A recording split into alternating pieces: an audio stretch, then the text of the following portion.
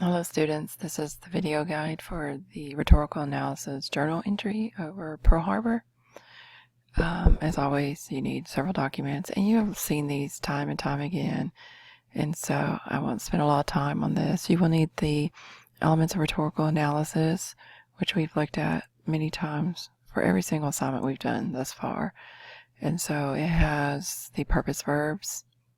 You have to keep that in mind. You're analyzing the speaker's purpose, and so you need to refer to this. It's very helpful when you try to figure out what is he trying to do for us. Okay, what does he want us to understand? Tone words, which could help you with his attitude about the topic. It can help you analyze emotions, perhaps. Okay, and then this is something that we haven't discussed before necessarily, and so arrangement. You have got to spend a little bit of time in looking at the arrangement notes. How is the speech, in this case it's a speech, how's it organized? Where does he start? Where does he go? Where does he finish? And so once you figure that out, writing the essay or the journal will be so much easier because you will just walk your reader through the entire passage. Okay, and so read these notes carefully.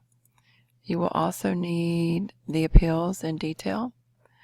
Okay, and this takes the logical, emotional, and ethical appeals and it discusses them in greater detail.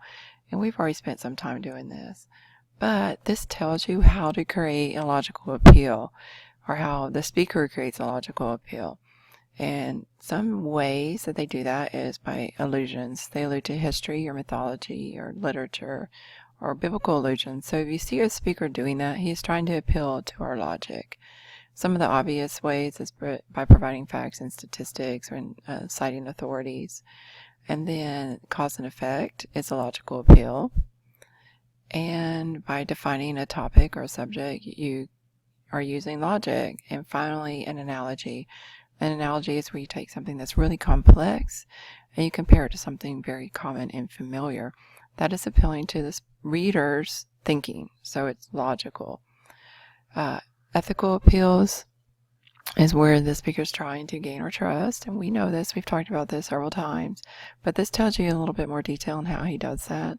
And so he establishes that he's trustworthy, he's done his research, he's respectful to us, and he's reliable and knowledgeable, he knows what he's talking about. And then a lot of people do this, or politicians especially. They use we and us to establish a connection or relationship to the audience. And then finally, emotional appeals.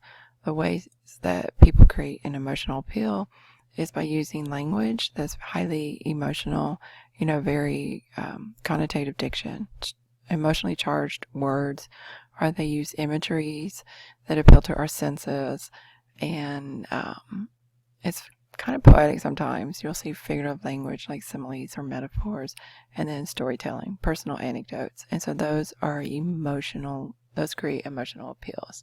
So spend a little time to look at this, and as you read the speech, you can mark where he's using the various appeals.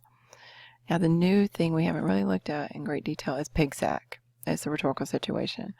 All these elements, the PIGSAC, interact with each other and create meaning. And so spend a little bit of time with that. We've talked about it briefly. We just haven't used this terminology. So the P stands for persona. How does the speaker want to be perceived? How does he present himself? What hats does he wear throughout the speech?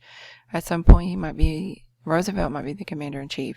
He might be just a concerned citizen. He might be like a father figure or a protector. And so pay attention to that. Intention, which is purpose, same thing. We've talked about this quite a bit. This is critical.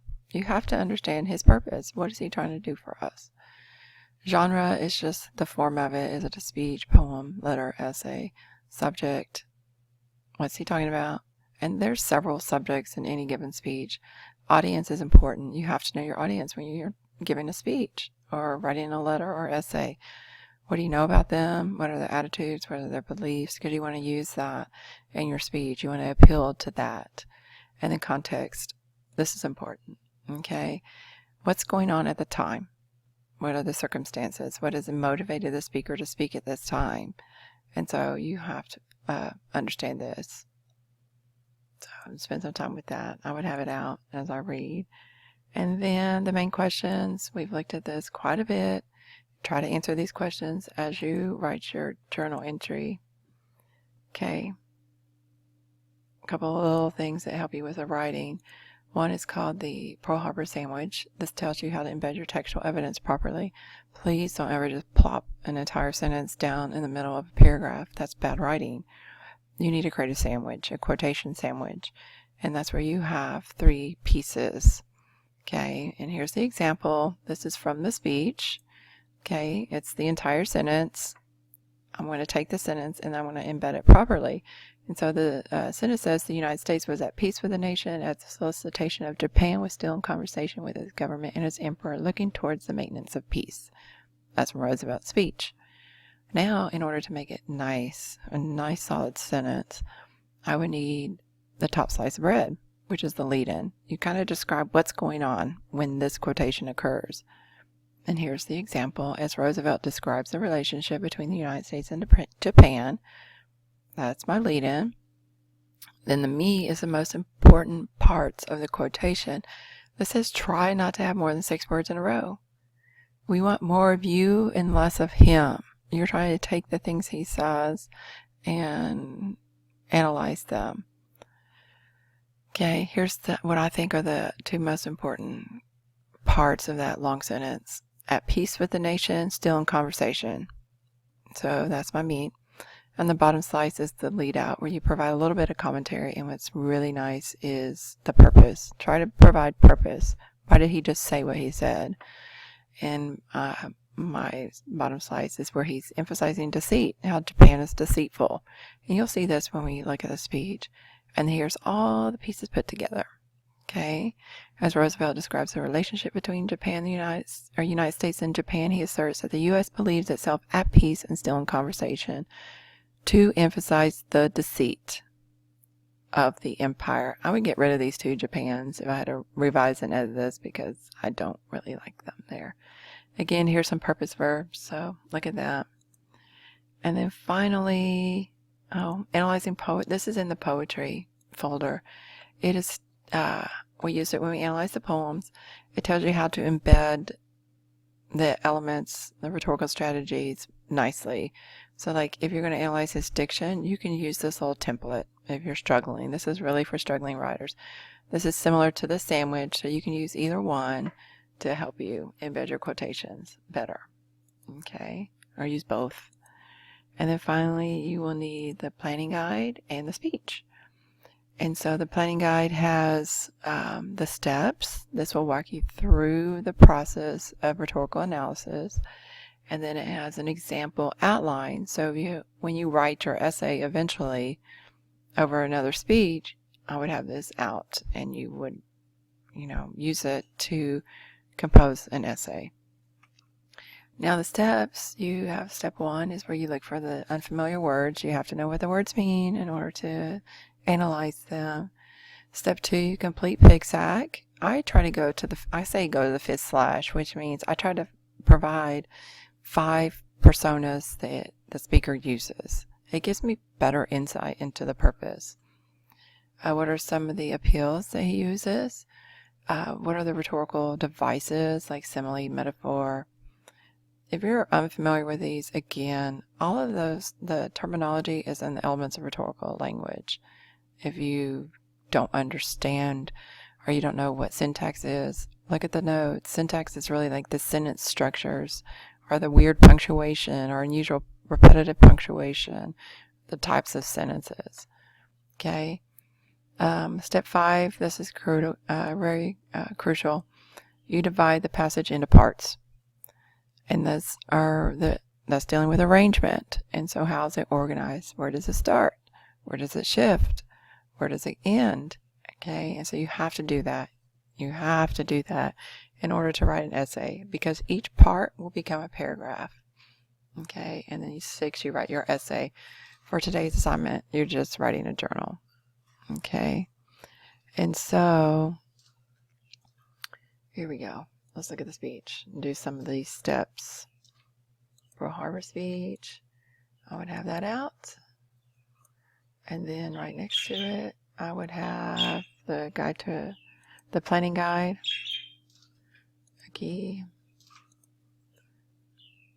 Right here. Okay, so I would try to go through the steps. I'm going to do it on this. It would be helpful to print out the actual essay so you can make notes on it. Okay, I'm going to type my notes over here though. PIP.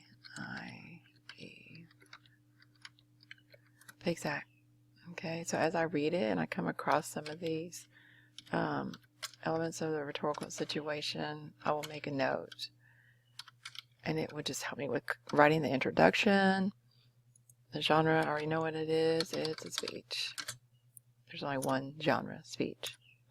Okay, here's the actual prompt. Read the following speech delivered by Roosevelt to Congress and the nation on December 8th, 1941. As you read, annotate the passage for purpose, appeals, and rhetorical strategy.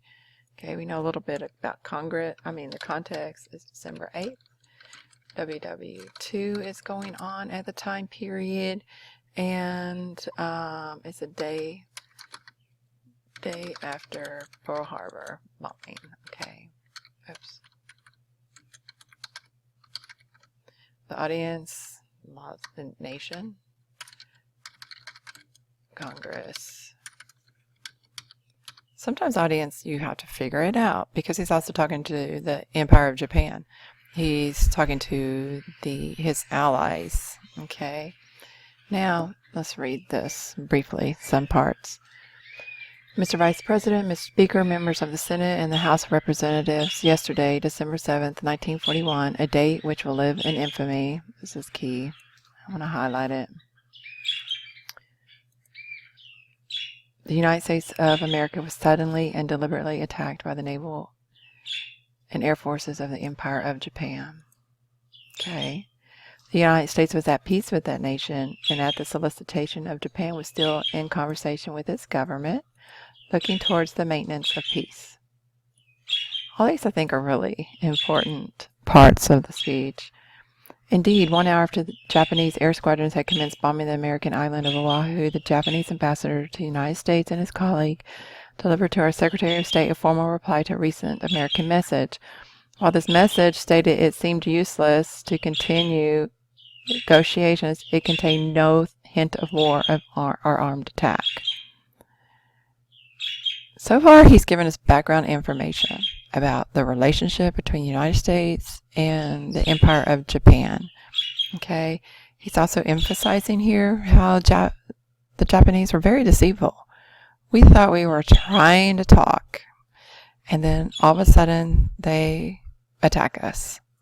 Okay, so that's his purpose. He's trying to provide background information. He's establishing how the relationship was. He is indicating how the Japanese Empire was deceitful and misleading and sneaky. Okay, it will be recorded that the distance of Hawaii from Japan makes it obvious that the attack was deliberately planned for many days or even weeks ago. Again, they've been lying to us, misleading us. During the intervening time, the Japanese government has deliberately sought to deceive the United States by false statements and expressions of hope. Liars. The attack yesterday on the Hawaiian Islands has caused severe damage to American naval and military forces. I regret to tell you that many American lives have been lost. In addition, American ships has been reported torpedoed. Okay, now, if I had to divide this into parts, you can do it however you want. But this to me seems like the beginning. Okay, maybe here. You can decide. That's where he's giving background information. He's telling what happened. But then here you see a shift a little bit. He's not only talking about what's happened to the United States, he's including other countries. Okay, and so yesterday they attacked Malaya. Last night. He has this repetition. It's called anaphora. It's where the beginning keeps repeating itself. Okay, so what you need to do is read the passage, divide it into parts, complete the steps, and then write your journal. That's it. Thanks.